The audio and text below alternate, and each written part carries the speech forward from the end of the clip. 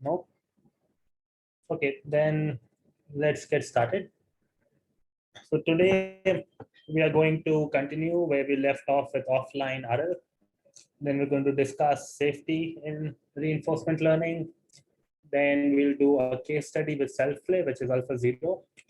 And there was some stuff which was left in inverse RL that we will wrap up in today's lecture. So I think originally the lecture was titled multi-agent RL. I think some of that we will cover in Kathy's guest lecture on Tuesday, and some of it on the last lecture that we will have on Thursday. Because I think we have covered a lot of navigation and, a lot of manipulation examples already in the class. So we won't be spending much time just on manipulation examples in the last lecture. So with that, where we left off was we were considering the scenario of offline reinforcement learning, where there is some policy beta by which we collect data, and then we learn on that data without interacting with the environment and deploy the policy in, for a new task or for the same task. And what we looked at was the main problem is distributional shift. And there were two ways to overcome it. One was by constraining in policy space, which is saying that the policy that I'm learning is close to my data, and we can impose this by different choices of the distance function. And we looked at Beer and BCQ in the last lecture. One of them made use of MMD. One of them was based on KL divergence. The other thing that we considered was constraining in the value space, where we add a reward to encourage the policy to stay close to the data distribution. Right? So instead of constraining it in the policy space, we're putting a reward in the value space. And we looked at a comparison between different ways of leveraging offline data. The simplest ones being off-policy RL and behavior cloning, shown as orange and blue lines. So the y-axis is a reward and the x-axis is number of training steps. Right? And what we found was that policy constraint methods end up doing better than the obvious choices of using off-policy RL or behavior cloning, but the value penalty methods were doing even better. And this is something which one can rigorously evaluate, or this work, BRAC, evaluated this. And what they found was that if we use MMD, which is one distance metric as a criteria, and if we did the value penalty versus policy regularization, if you see across these environments, the orange or the orange-yellow line leads to better performance in the blue line, indicating that value penalty outperforms policy regularization. So this is where we stopped last time. Any questions on value penalty versus policy regularization?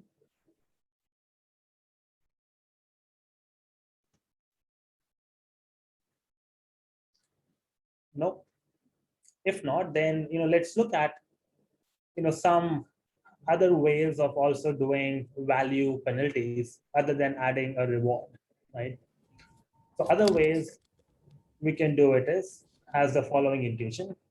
So recall, we have some existing data set, and the data set is given by these transitions along this line. So this green action is part of the data set. And if you were doing Q learning on this data set, we end up having a policy that is being learned. And suppose this policy suggests to take an action A prime in state S. Now, because we are not executing this action, we don't know what the Q value would be if we did execute this action. And this in general can lead to overestimation of the Q value. So one way to reduce this overestimation of the Q value is to append the typical TD error or the typical Bellman update shown in the right with a term which incentivizes the Q values to be small. So now what we are saying is that we are sampling our states from my data distribution, but I'm sampling the actions from the learned policy. And for all of these actions, we want the Q value to be small,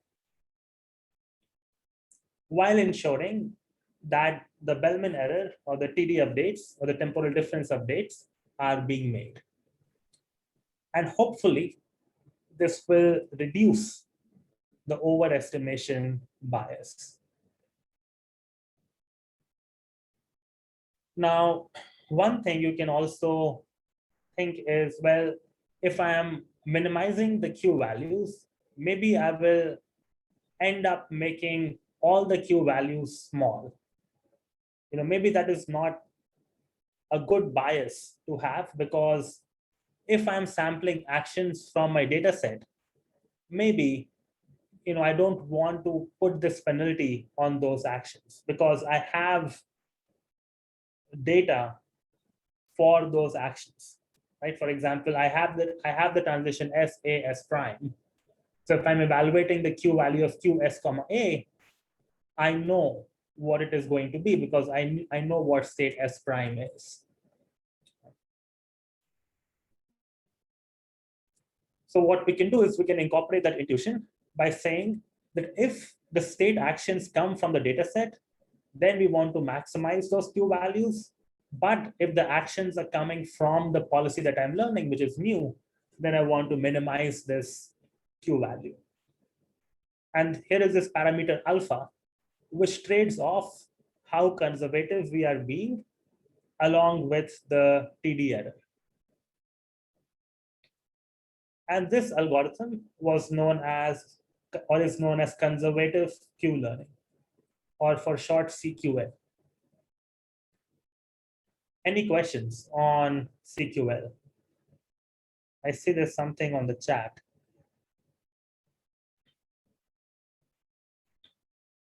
It seems the variance is higher with value penalty. In the plot on previous slide is just an artifact. Okay, I'll come back to the previous slide in a bit. But any questions on CQL? So think of CQL as an alternative way of putting the constraint in the value function space, right? So we have looked at two ways. One is to add an intrinsic reward signal, which incentivizes the agent to remain close to the actions in the data set that we already have.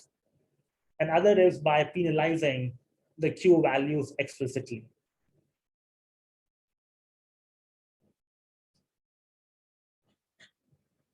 So now, we're going to evaluate this algorithm on a few environments. So just, to give an intuition of, what environments the evaluation is going to be, here is, example of two ant environments where an off-policy data set is collected by some, random motions of the ant along this maze.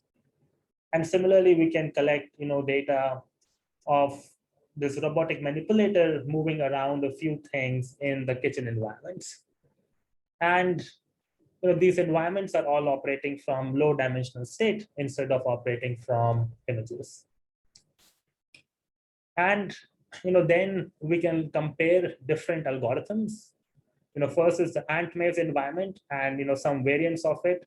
U maze, medium, and large are just saying three different kinds of mazes. One is in form of a U, one is medium, one is large. Then there's different kinds of data, diverse and play. So play means where maybe a human has helped collect some data. Diverse is where the data is more diverse than just if we were doing random exploration. Right? So there's three different paradigms of how we could have collected offline data. Then this adroit set is the data set in which a robotic manipulator is moving around a cube or writing with a pen and so on and so forth. And these are some examples we saw in learning from demonstration. And here's the kitchen environment that we just visualized. And then we're comparing CQL with like these different algorithms. So we have behavior cloning, we have SSC, we have Bear. We did not discuss BRAC in the lecture, but that's fine.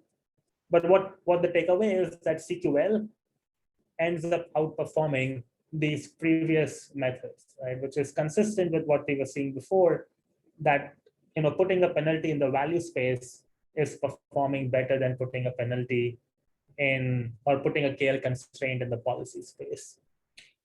So there's a question on what is CQL-H and CQL-Rho.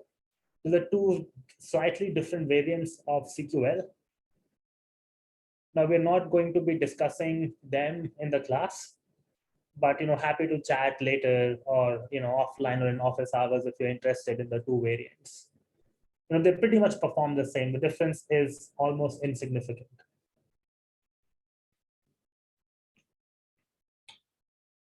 So that's CQL. Any questions?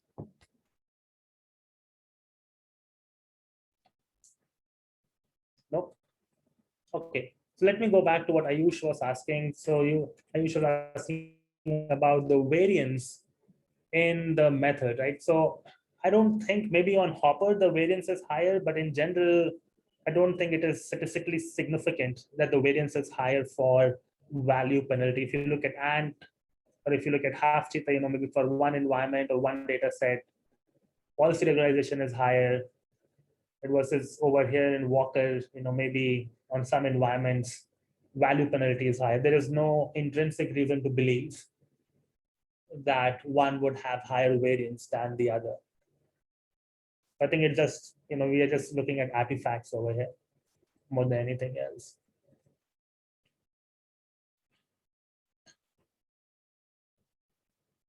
Okay. So next, let's look at how we can improve even beyond CQL.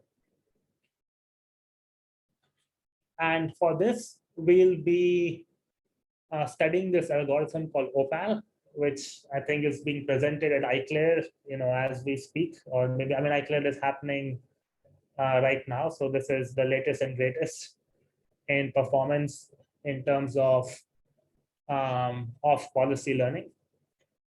So what is being visualized over here is a data set of the ant motion that is collected. So this is my offline data set from which we are trying to train from.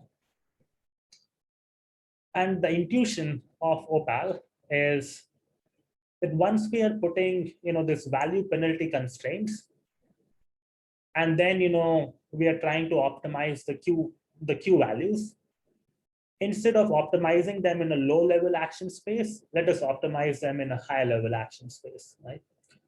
So as we have seen before, once we have a data set of trajectories, we can learn motion primitives or action primitives from them. Right?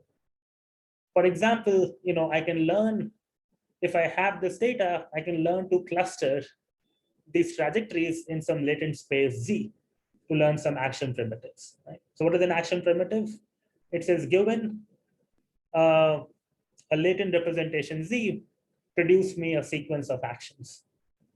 And so where did we see this before? So remember, we saw this before in some examples with table tennis, right, where the human first demonstrates some data, and we looked at some methods to learn action skills, or action primitives or skills. So now what this work is doing at a very high level is it first learns action primitives, and then it does CQL, and that ends up improving performance. And so how are we going to evaluate on this task?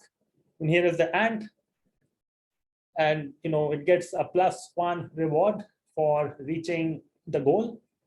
But as we know, we cannot interact with the environment. We must just use these trajectories to or this data from these trajectories to learn the policy. And what are these different colors, showing over here? These different colors are corresponding to, your different trajectories which were there, right? Which constitute the entire data set, because each data set is a collection of trajectories. Okay.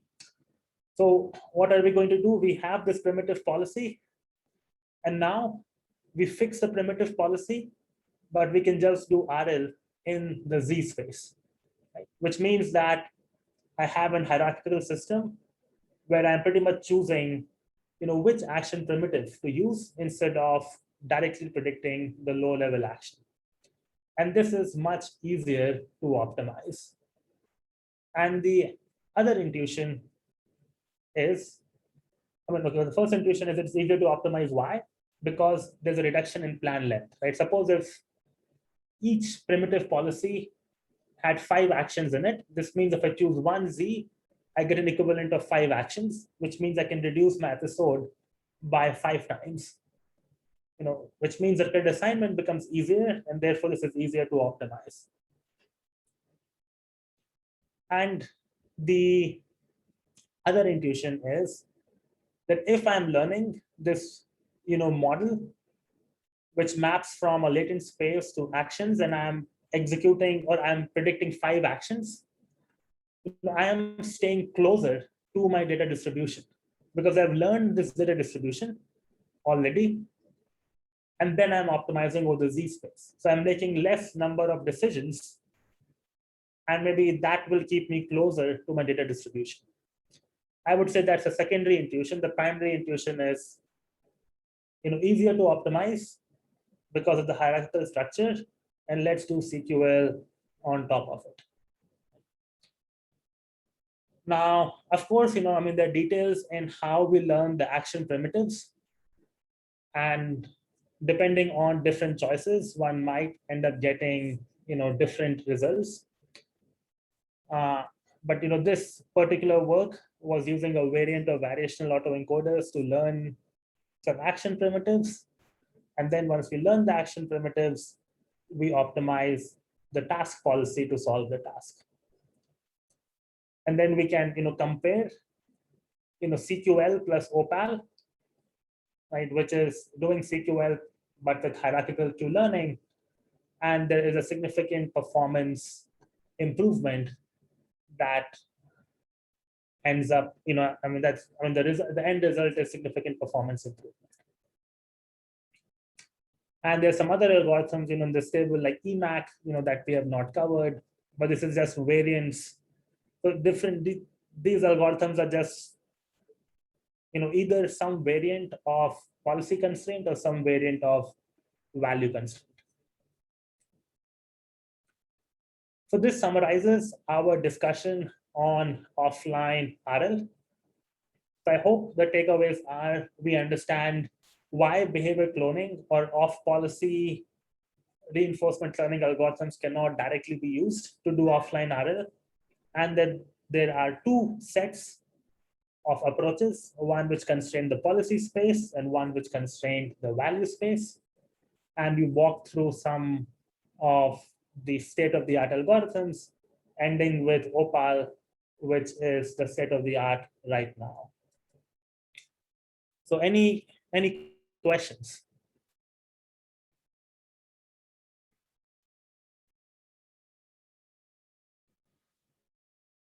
No questions on offline RL. Okay. Well, if there are no questions on this part, then we'll move on to something which is very related, which is safety in reinforcement learning. So offline reinforcement learning was one way to be safe.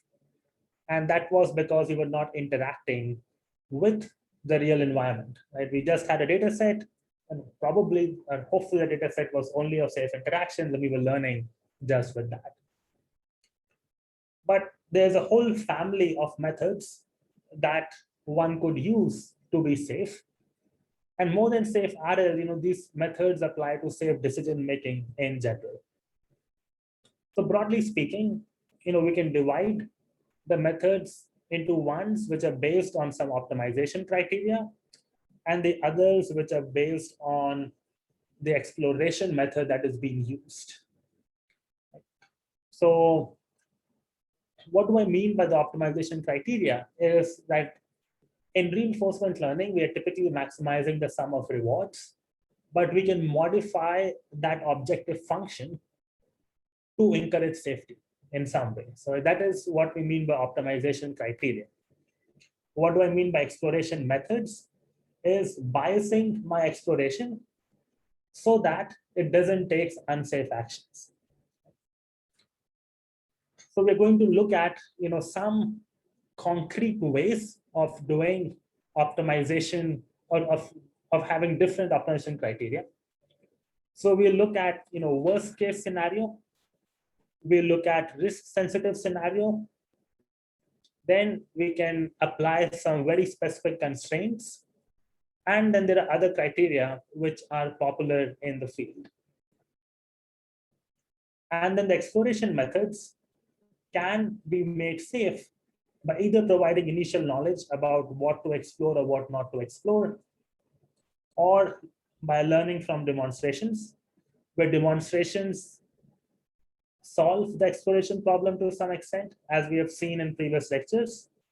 And hopefully the expert is only going to provide safe demonstrations. And that is how learning from demonstrations is also, implicitly can help us learn safely. And the last thing which the agent can do is it can detect when there is an unsafe event and then ask a teacher for some advice on what to do. So let's first start with the optimization criteria, and we're going to walk left to right. But mostly we'll be concentrating on the optimization criteria. So that's unexpected, but okay. I guess my animation did not happen on this slide. So sorry if you're seeing all the content at once. So let's first focus on what is there on the top. So on the top, what we have is normal reinforcement learning, which is also known as a risk neutral criteria. And this is pretty much saying you want to maximize the sum of rewards and find a policy which comes from some family. Right? Sometimes these families can be explicitly be defined, or sometimes they're implicit, right? For example, if I take a neural network with some parameters theta, then it's a set of all parameters theta, right, over which we are searching over. Okay, so this is normal RL. Now, what is the worst case criteria? So the worst case criteria makes this into a min-max problem. It says that out of all the policies that I have tried, pick the policy which had the minimum reward, and I want to maximize that. Now, what does this mean? So suppose as I'm doing policy optimization, I'm sampling many trajectories, right? Suppose one trajectory is this, there's a second trajectory, there's a third trajectory. So we want to ensure the trajectories that I'm sampling during optimization, right? I want to take the worst trajectory and ensure that I'm getting a high reward for that. So I want my worst case solution to be pretty good.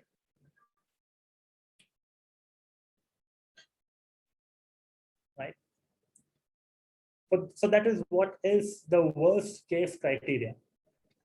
And now over here, I could include, a safety reward. For example, I can put some penalty, right, which says that if I do this action, I get a big negative reward. Now, originally, what we discussed was that just putting a penalty is not good, because I have to execute the action, do something unsafe, and then I will know that I got this, negative reward. Right? But over here, we're explicitly trying to find that worst trajectory and trying to say that that should have a high reward. Right? So that's a worst case criteria. So it can help, putting, like a safety penalty, but, does it come, will it completely rule out, any unsafe actions? Maybe hold on to that thought, and it will become clear with a small example, we are going to be looking at. So let's consider this very simple state machine, which has state 0, 1, and 2. And each of these brackets has 3 numbers, which stand for an action. So there are 2 actions, either action 0 or action 1. Then the second number is the probability of the transition. So if I take the action 0 with 0.75, I transition to state 1 with a reward 400. With probability 0.25, I transition to state 1 with reward 44. Right? But then if I take action 1, I transition with probability 1 with reward 310 to state number 1. So now let's consider 2 different policies. One is phi of s and one of mu of s, which says what is the action I am taking in each state. Now first, let's try to optimize the risk neutral criteria. And the risk neutral criteria, we take the expected sum of rewards, right? So we take 0.7 times, like 0.75 times 400 plus 0.25 times 44, which is 11. This is 300. So we get 311. And then state 2 is an absorbing state, right? So if you go to state 2, there's no way you can escape it. And there's a reward of 2 when we go to state 2. And there's a discount factor gamma. Right? So therefore, the risk neutral reward is 311 plus 2 times gamma. Similarly, we can compute the reward for the policy mu, which is 310 plus 2 gamma. Now, if you look at these 2 policies and compare them, we would say that pi is better, or pi is optimal. Maybe I should not say optimal, it is better than the policy mu. Now let's try to do the same calculation for the worst case criteria, where we are computing this max min operation. Now, instead of me doing this, we'll have a small poll in which I encourage you to do this calculation. And the question is, what is the value of what will be the reward if I optimize the worst case criteria for policy pi? And we have 4 options on the screen. So think about it. Don't see the slides. The slides, if you have the PDF open, don't look at it. Try to work through this. I think it will be a useful exercise. Let's give it maybe a minute to work through it and choose one of the options.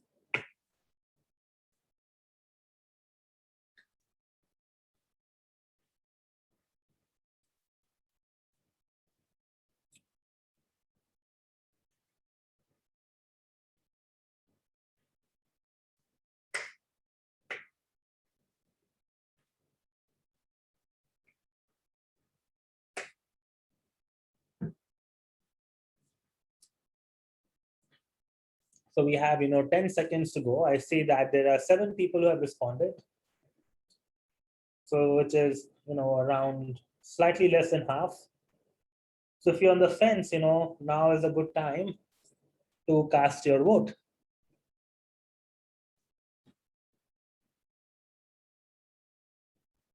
Okay, so we're going to end in 5 seconds now. So I'm going to end the poll now. And let's see what we got. So most of you think it's 44 plus 2 gamma. That's what most of us think. And that is indeed correct. Now, why is that correct? Because out of the 2 possible paths, this is the path which is the worst, right? So if I'm doing rollouts, one rollout I might get when I follow this path, the other rollout I'm going to follow this path.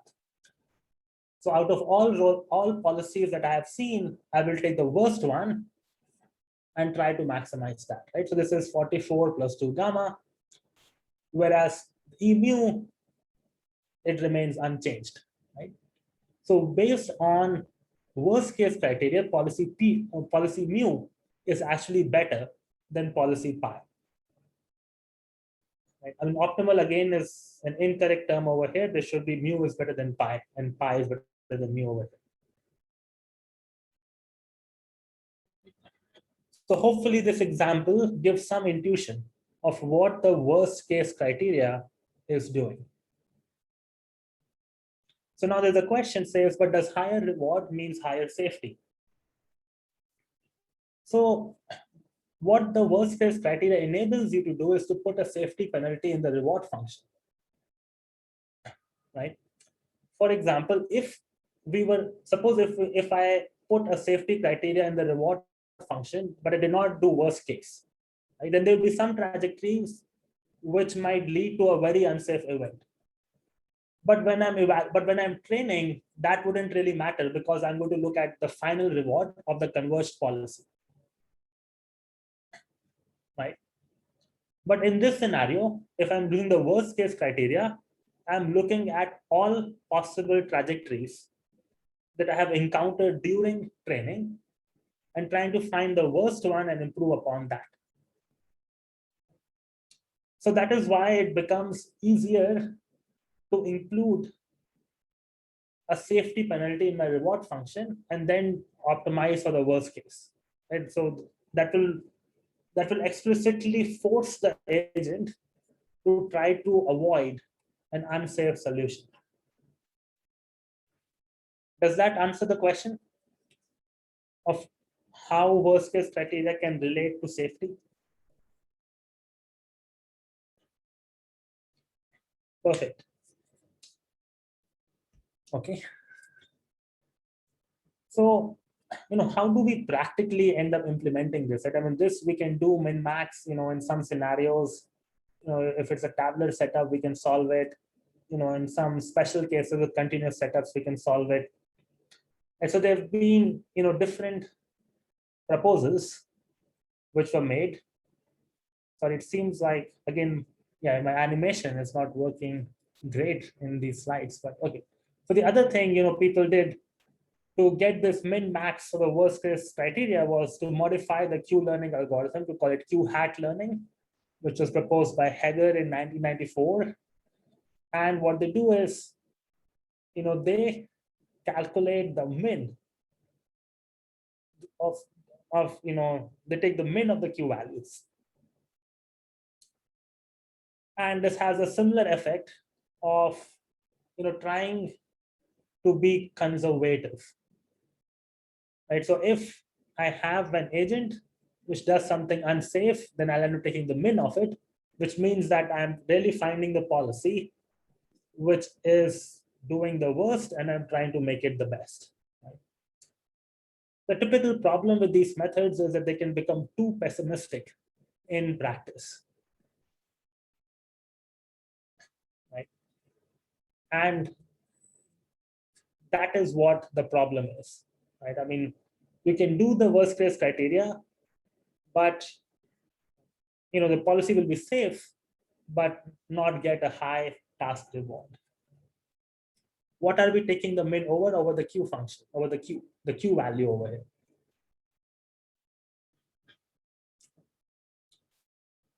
So, so now there have been some improvements to Q hat learning that, if you're interested, I would encourage you to look at this paper called A Comprehensive Survey on Safe Reinforcement Learning, which I think is a very good overview of these different approaches that we are discussing.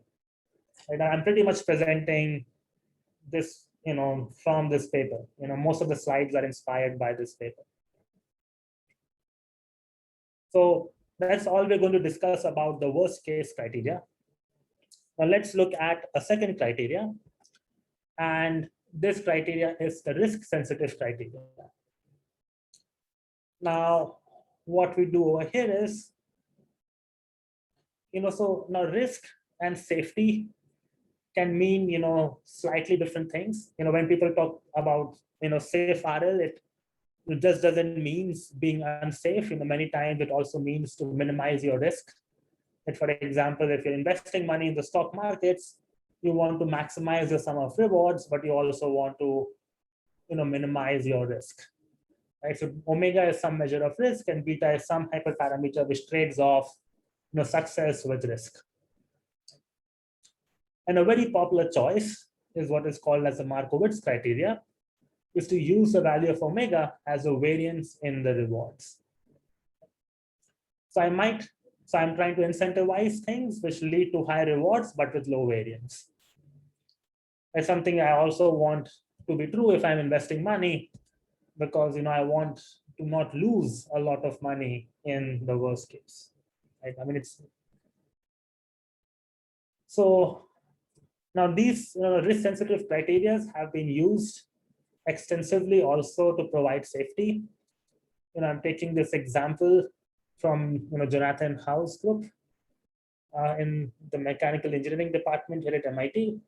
So in this work, they were looking at this problem where there's this car which is trying to move, and there is this person who is also moving, and the car might not have seen this person before. So how can the car, not hit this person, right? How can I learn to avoid it? And the approach that this work ends up taking is, they're learning a model, which is a forward model, which is this LSTM ensemble. And this forward model is trying to predict, given my state and the action, what is the probability of collision, right? Which is my expected probability of collision. The second thing that we're also measuring is the variance of collision. Now, how am I computing variance? I'm computing the variance across the ensemble. Then I have another estimator, which is how much time is there to go to the goal. And based on my probability of collision, my variance in collision, and the time to goal, we choose the action. So how are we modeling probability of collision? Right? Initially, we are collecting some data in which we'll get some collisions and some not collisions. And then I can learn, given a trajectory of observations, which is O, and the actions U. So if I'm at time point T, if I have taken, if I have had a history of my observation, history of my actions, if I take H actions in the future, what is the probability I'm going to collide? Right? So this is what we can estimate offline. Right? How to do this? Remember the flying by crashing work, that we looked at a couple of lectures before, right? They crashed a couple of times and they collected the data. And over here, the concern is at deployment time, I do not want to crash into this new obstacle. So once we have this probability of collision, now I can write down my objective function, which is saying minimize the probability of collision, the variance of colliding, and the time it takes me to go to the goal. Now, what is this variance? This variance is nothing but the epistemic uncertainty. So what will this model end up doing? This model will end up saying, if the probability of collision is low and I am very certain about it, take those actions.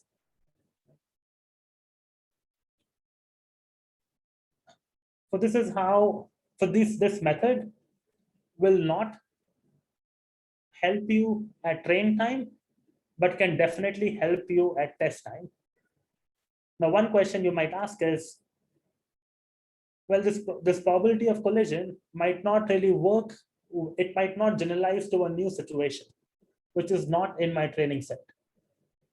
This is exactly where epistemic uncertainty comes in. If you get a situation where a model is not confident, you would hope that epistemic uncertainty is going to be high, which would discourage the agent to take that action.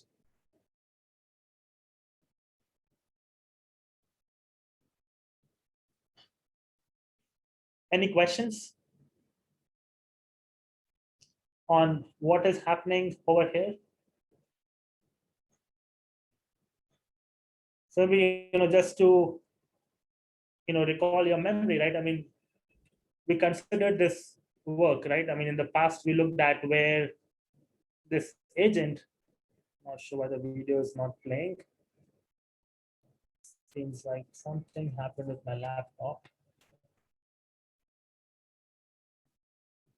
Okay, I mean, I guess the video is not playing, but you remember this, agent was crashing into obstacles and collecting this data by which we learned the probability of collision, right? And now in this, this is exactly what we have is the probability of collision, the same model. And then we are trying to use the uncertainty to ensure that we can avoid new obstacles. So the question is, are each of these actions sticky in the sense repeated h times? No, these are action primitives. So over here, there are primitives which are h steps long.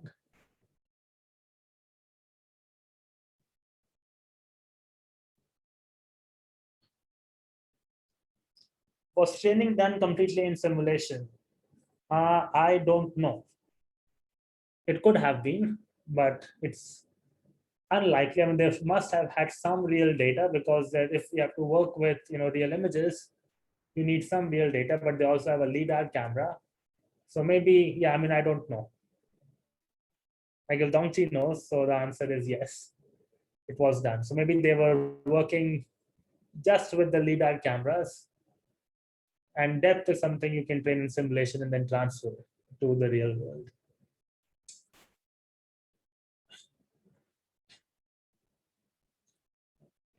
So now that's an excellent question, right? Because if I'm saying I can learn this, this collision model, it means that I have to collect data somewhere, right? To learn the collision model, where do I collect this data? Becomes a question.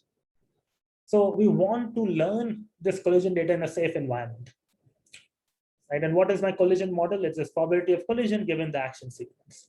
Now, one possibility is to learn it in simulation. The other possibility is to encourage the agent to maybe just have some safe collisions. What do we mean by safe collision? Maybe the car can, collide very slowly. And, maybe I can learn from that what it means to collide. And then we can go on tasks, which are maybe much more complex or much, involve a more dangerous environment. Maybe, I train in a setup where there is no other car on the road. I'm just moving, maybe it's okay to collide. But now I want to test in situations where there are very fast moving cars, where there are many, many cars. Right? So what do we do in those scenarios? Right? So, one thing, so the question is, what kind of optimization objectives can I write which would encourage that behavior to emerge? That, first I do some safe collisions and then I become safe in challenging scenarios. So this, this setup was considered in this paper, Uncertainty Aware Reinforcement Learning for Collision Avoidance. Some of these papers are really specific to collision avoidance or to avoiding a set of states for some criteria. You might say, well, even if you don't collide, these states are something you should avoid, maybe because there's an oil spill or something. So what they do is they again write down a cost function where there's a task cost, there's probability of collision, and there's this another term. So you're going to look at these terms. So what is the probability of collision? It's the same thing that we saw.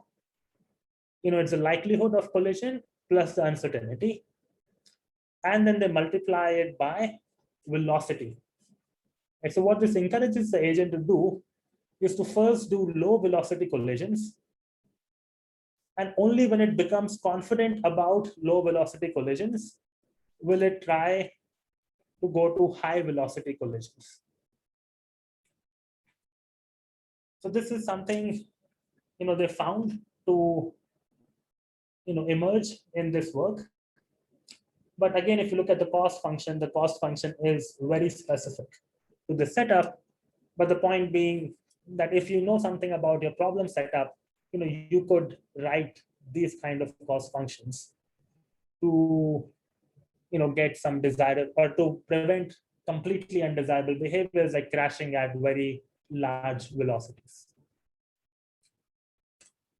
So this is all we're going to discuss in terms of risk sensitive criteria, right? Where the risk over here has taken the form of uncertainty.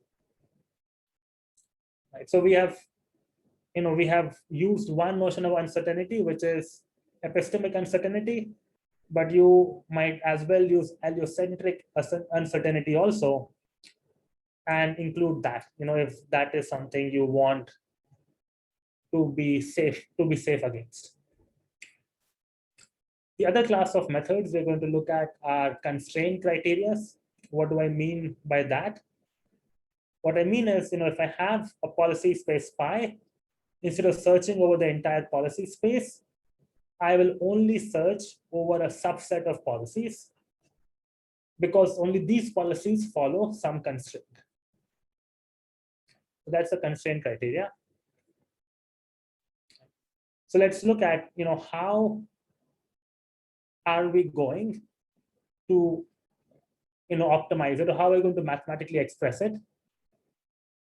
So I want to maximize my sum of rewards and find such a policy. We are very familiar with this term, which keeps the policy close to the value in the previous iteration. And now we have this set of constraints. So now what are these set of constraints? It might say, do not go to these states, right? That is one possible set of constraints. Or you might say the velocity should be lower than a particular amount, right? You can write many, whatever constraints you want, you want to plug them in. And you want to solve this policy optimization. Turns out that this, solving this objective function is hard. And the question is, why is it hard to optimize this objective function? And for this, again, we're going to have a small poll. I believe this poll is multiple choice. It should be on your screen now. And it asks, several questions about whether defining the constraints is challenging, whether imposing this distance function is challenging, whether constraints requires off-policy evaluation, which is challenging, or it's unclear how to choose these hyperparameters DI.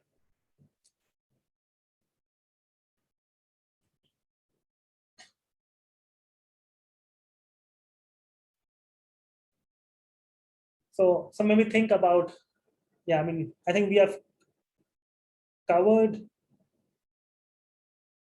I guess we have covered off-policy evaluation and offline learning. We have covered, what happens when we try to impose the constraint D. And the other two options, I think, are pretty specific to this particular setup. So let's take half a minute more, and then we'll close the poll. So I only see 3 responses right now.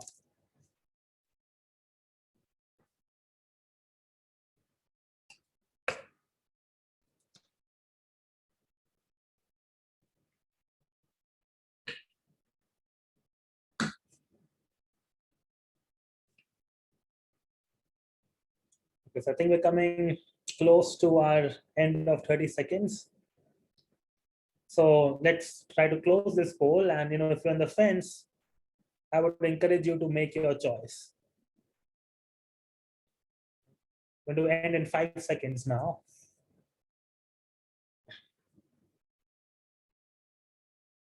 Okay. So let's see what people think. One thing is defining the constraints is challenging, right? So in general, if we are going to get new situations, it's unclear how to define constraints. But in situations that are already there, suppose, I know the factory where I want this robot to operate in, right? And that factory's conditions are not going to change. then maybe defining the constraints may not be challenging. Right? So one situation is I want to deploy my self-driving car in a city. Very hard to define constraints. Factory setup, maybe much easier to define the constraints. The second option is imposing that policy at new iteration is close to the previous policy. Right? So this is what we looked at with TRPO and PPO, how to impose these constraints using a trust region method.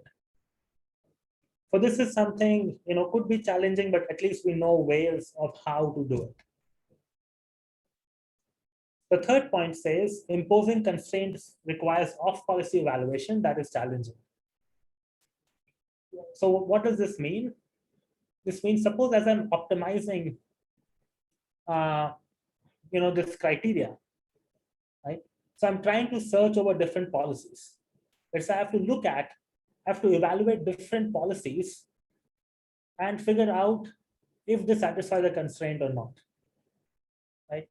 But consider if I'm using like an on-policy algorithm like PPO, right?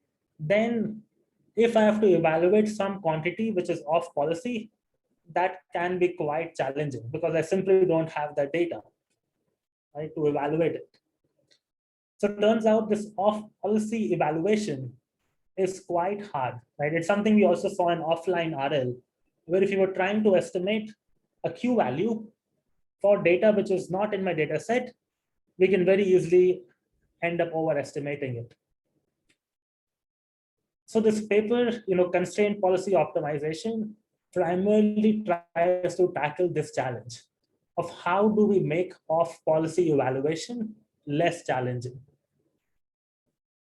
And the last option over here, the choice of hyperparameter DI, I think this is what we expect the user or the designer to put in.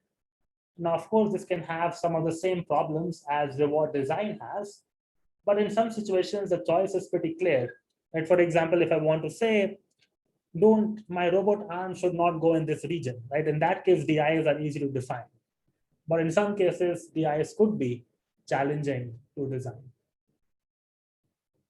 Sorry, I just realized I had not shared the results, but I hope the results are visible on my screen. Okay. And there's one more comment. Additionally, the constraints are in convex or linear form, making the solving the constraint optimization difficult. Yes, I mean, I guess if we have more harder constraints, that is going to make optimization be harder. I think in some ways it also depends on, if you're using a model-free system, maybe you can have, non-convex or linear constraints and it's easier, or it doesn't really matter what kinds of constraints you have, but finding a good solution might still be challenging. So, in general, it is true that harder constraints are harder to optimize. Okay, so if you want to look at, the latest and greatest on how to constrain policies, I think this is an excellent reference to start with, which is CPO. Then there are other criteria, which have been used in the literature. So, for example, consider, we want to have these helicopters fly. Now, one thing which is undesirable is, if a helicopter flips and it falls down, then it cannot automatically recover itself and start flying. So what they define as safety is to say we want to restrict the space of policies so that with probability rho, the policy can always come back to some initial state as 0. Right? So I'm going to define some initial state as 0, which might be a safe state.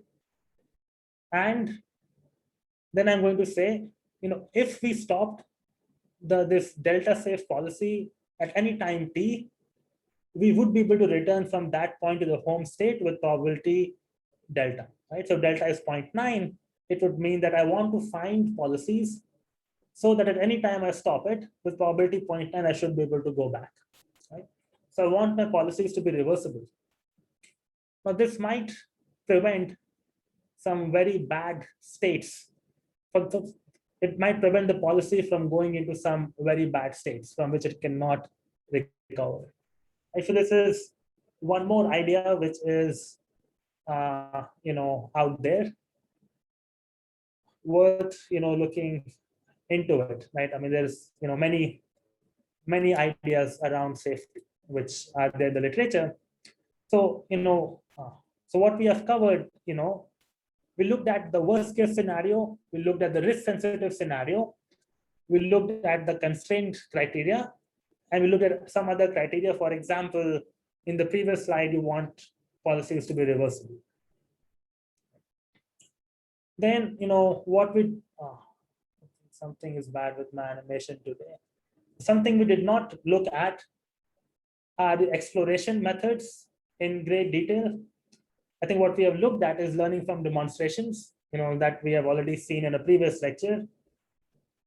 One can ask teacher for advice. Now, typically what these methods do is, they would have some model. For example, you can have a collision model, and you can have an uncertainty estimate. And then if you're uncertain, you ask the expert, what should I do? Right. So, that's the class of these methods. And the main challenge is, how do you make these methods not query the expert so much that it becomes infeasible? And providing initial knowledge is writing down some hard constraints. For example, I can put a hard constraint: the velocity should not increase by this much amount, like which I can just shut down a robot if that happens, for example. So those are some ways in which we could make the exploration itself be safer. Now, a good discussion of, if you want a good literature survey on these methods, look at this paper. It provides a very good survey. Now, with that, we're going to stop for 5 minutes. And when we come back, we're going to look at Alpha Zero, which is a case study on self-play. So we can think, so if you look at, if you just pop out, we were studying how to deal with the sparse reward problem. We looked at curriculum learning. We looked at exploration methods. Then we realized that exploration can be unsafe. We looked at offline RL. Then we did a survey of the families of ideas out there for safety and RL. And one of the last ideas we're going to look at to deal with sparse reward problems is self-play. Right? So we're going to come back, maybe not in 5, but maybe 4 minutes, and then look at Alpha Zero. So we'll be right back.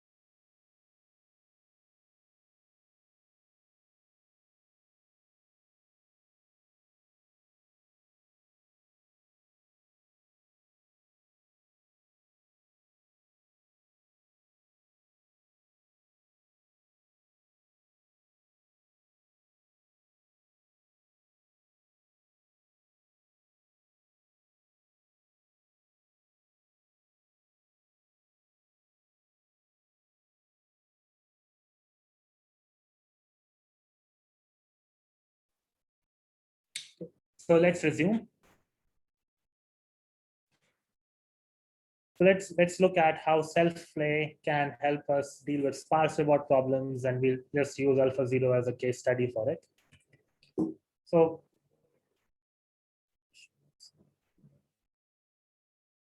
consider the game of tic-tac-toe, right? And suppose you want to solve this game. Now, one possibility is that I can enumerate what are all possible moves if I'm the first player putting a circle. Then, the second player will have his chance.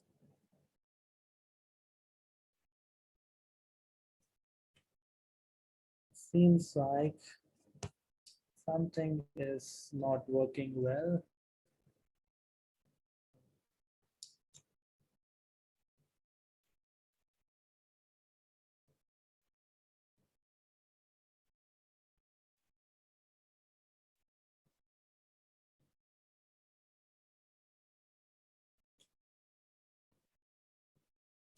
Let me start my slides.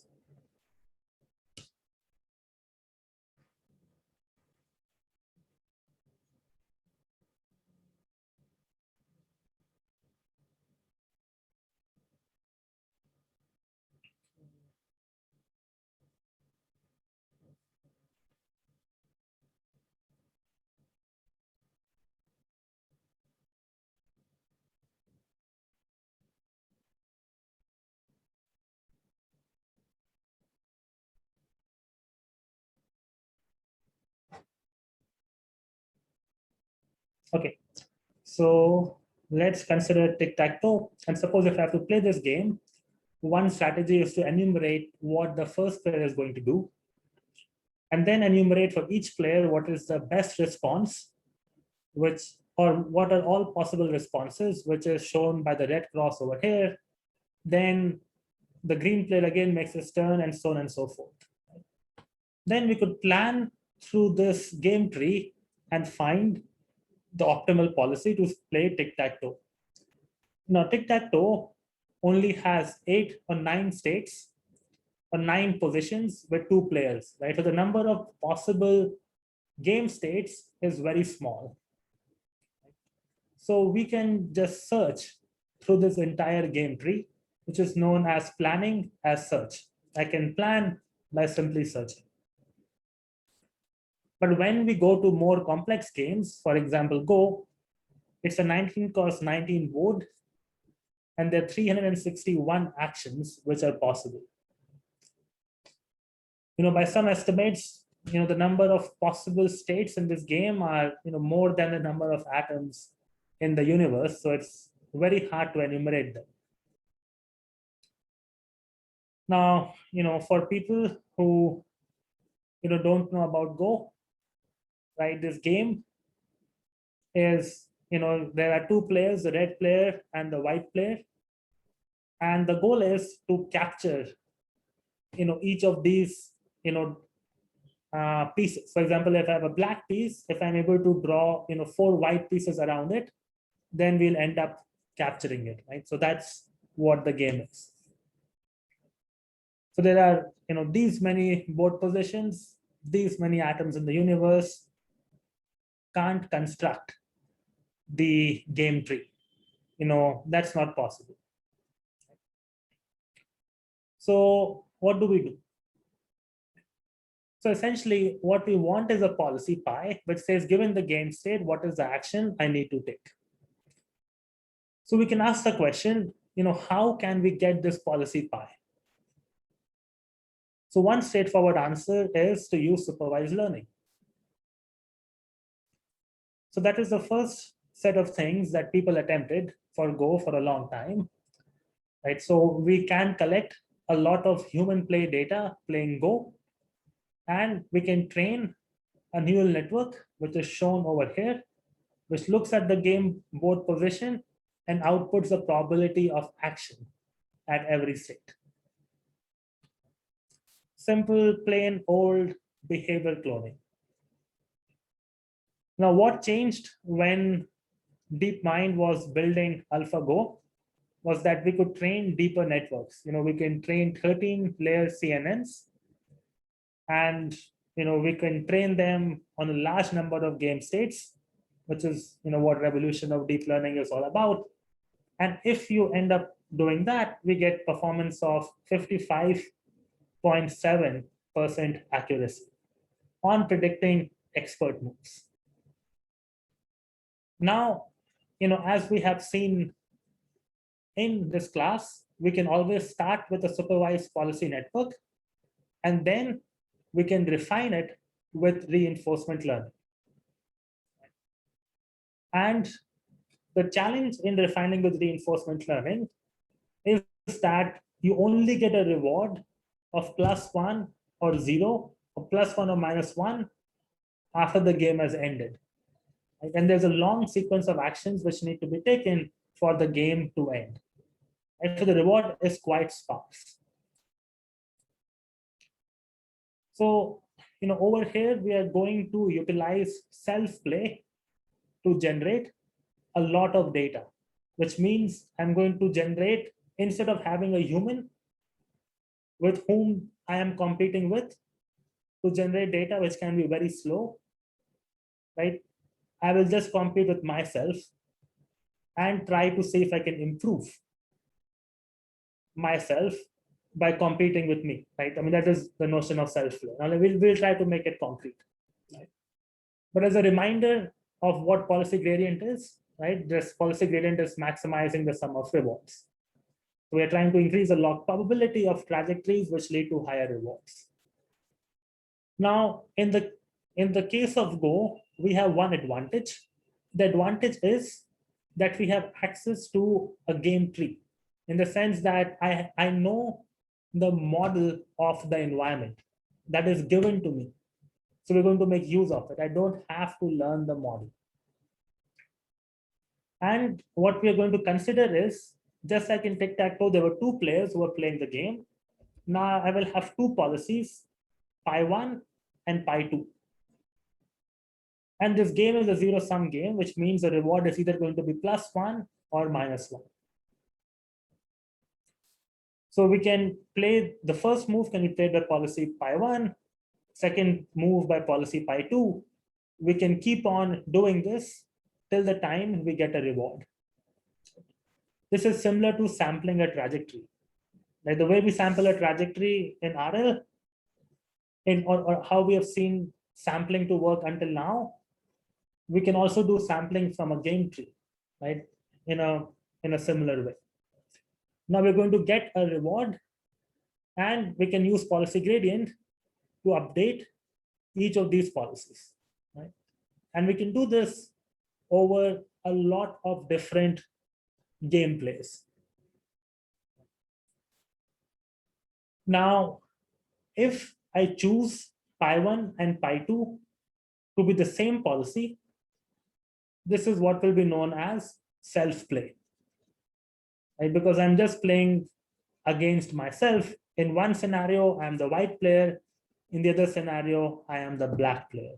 But everything else is exactly the same. Now you can do this, you can run this process, do RL, and you will probably get some improvement over the supervised learning baseline. But one thing, what was noticed is, if I let these policies be exactly the same, there is some overfitting. That is, policy pi1 or policy pi2 will overfit to what pi1 executes, right? And that is problematic. Now, why is that problematic? Because I don't want to just compete with myself, but eventually I want to compete with a human player in the end. So if I overfit to pi1, that is not good. So the first question was, how do we prevent such overfitting from happening? And there's a simple answer to that. A simple answer is, play against previous version of yourself. And instead of using the same policy, use the policy which has parameters theta t minus capital T, where capital T is some time period in the past. So take a previous policy, compete against that one. Now, if we just do this, what we find is a reinforcement learning policy wins 80% of the games against the supervised learning policy, right? Which means that we have had some improvement as opposed to just doing supervised learning. Now, to put this in context, right? So the game of Go is evaluated by something called as the ELO rating. And on the x-axis, we have these, some of these are environments, and I believe Fan Hui is a player.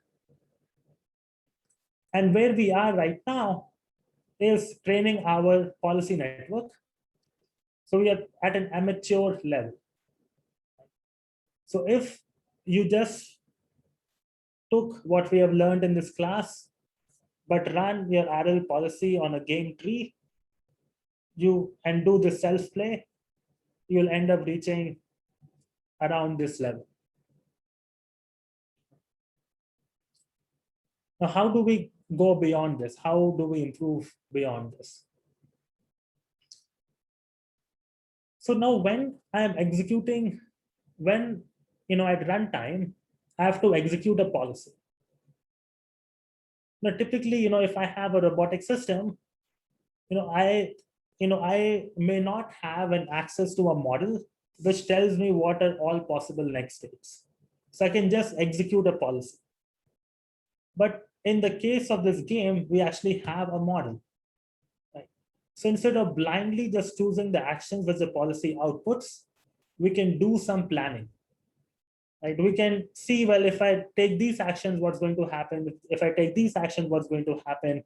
And then choose the best among them. Right? How do we choose the best among them? By evaluating them against a learned value function.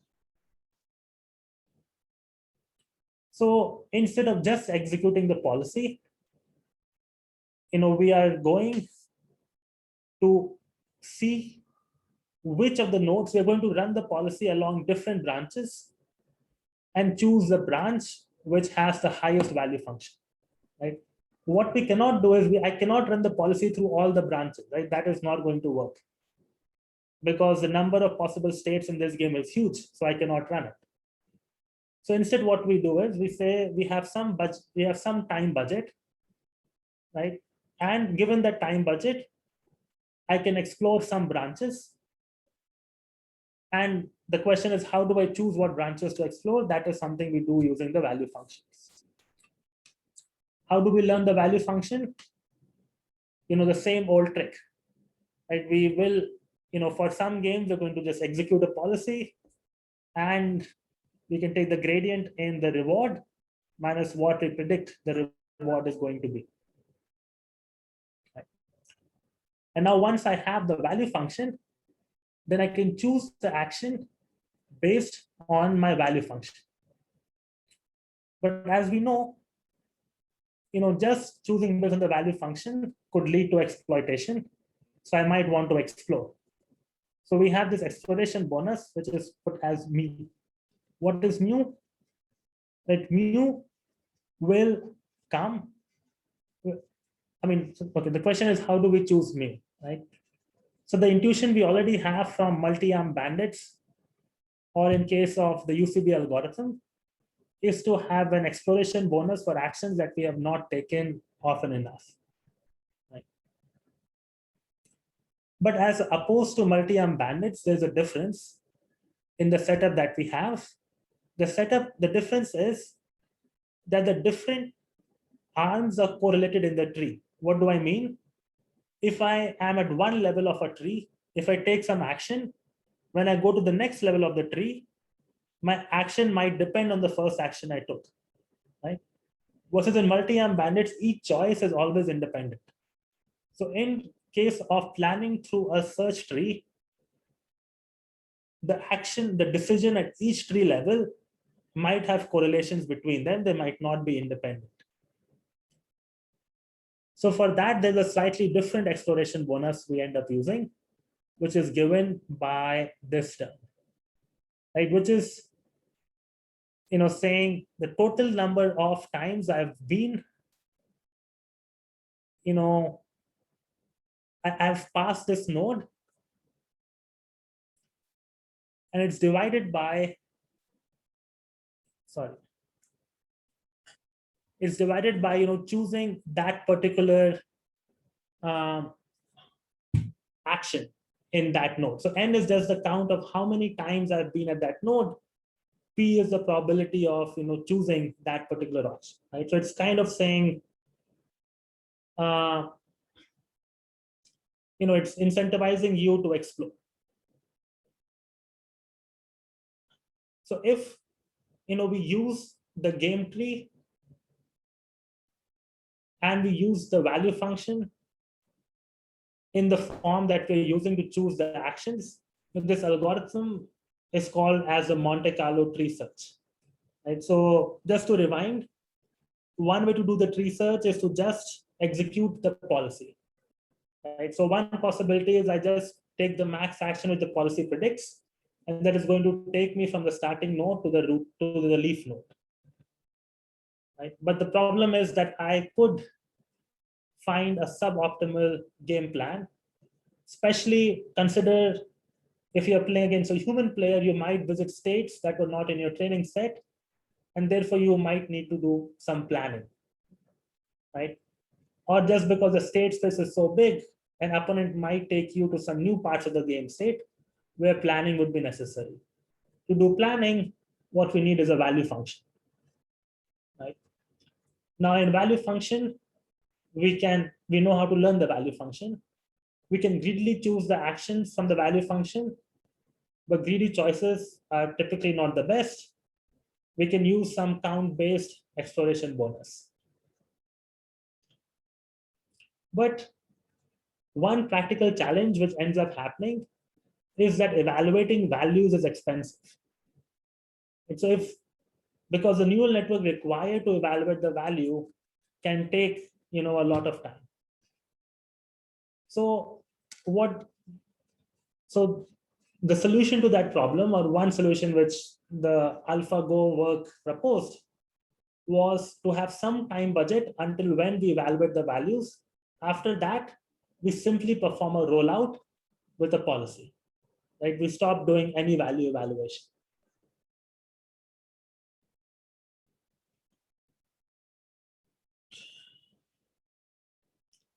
So now you can either, so one way to think of this is in terms of, this compute trade-off. This other perspective you can have. The other perspective is that you are evaluating this policy for some time using the value function, and then some time using a Monte Carlo rollout. Right?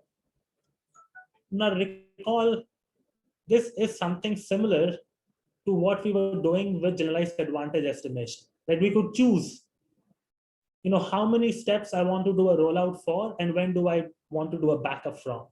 Right? So we could, weight it. We could do a rollout for one step or for k steps, right? And in generalized advantage estimation, we're doing an average of these returns. So evaluating for values for some time and then rolling out a policy, you can also think of as performing, some form of bias variance trade-off, similar to how we were doing in generalized advantage estimation. Right? So two ways to look at it. So now we can try to put these things together.